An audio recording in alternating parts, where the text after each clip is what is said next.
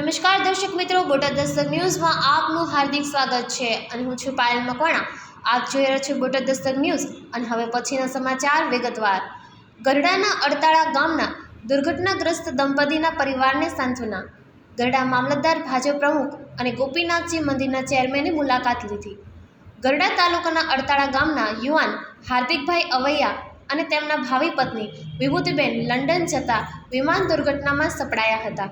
બંને લંડનમાં રહી નોકરી અને અભ્યાસ કરતા હતા। થોડા દિવસ પહેલાં જ તેમનું વેવિશાળ થયું હોવાથી તેઓ વતન આવ્યા હતા।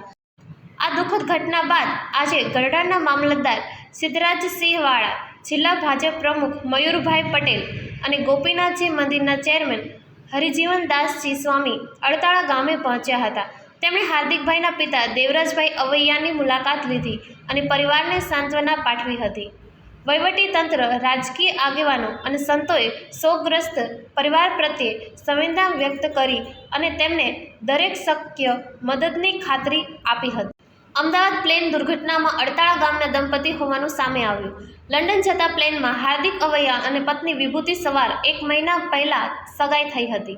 અમદાવાદથી લંડન જતા પ્લેનની દુર્ઘટનામાં ગરડા તાલુકાના અડતાળા ગામની પત્ની હોવાનું સામે આવ્યું હતું। હાર્દિક દેવરાજભાઈ અવૈયા, ઉંમર 27 વર્ષ અને તેમના પત્ની વિભૂતિબેન લંડન જવા નીકળ્યા હતા। હાર્દિક લંડનમાં સ્થાયી હતા અને માત્ર 1 મહિના પહેલા જ તેમનું વેવિશાળ થયું હતું। વેવિશાળ બાદ બંને અડતાળા ગામમાં આવ્યા હતા। ત્યારબાદ તેઓ સુરતમાં હાર્દિકના ભાઈના ઘરે રોકાયા હતા। આજે સવારે બંને લંડન પરત ફરવા માટે અમદાવાદથી પ્લેનમાં નીકળ્યા હતા।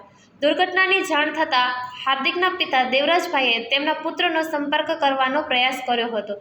છેલ્લે પ્લેનમાં બેસતી વખતે જ તેમની સાથે વાત થઈ હતી। ત્યારબાદ કોઈ સંપર્ક થઈ શક્યો નથી। હાર્દિકનો ભાઈ સુરતથી અમદાવાદ તરફ પ્રયાણ કરી ચૂક્યો છે। આ દુર્ઘટના સમાચાર અડતાળા ગામનું દુઃખનું વાતાવરણ ફેલાયું છે। સૌજન્ય દિવ્ય ભાસ્કર, બોટાદ દસ્તક ન્યૂઝ, પાયલ મકવાણા, બોટાદ।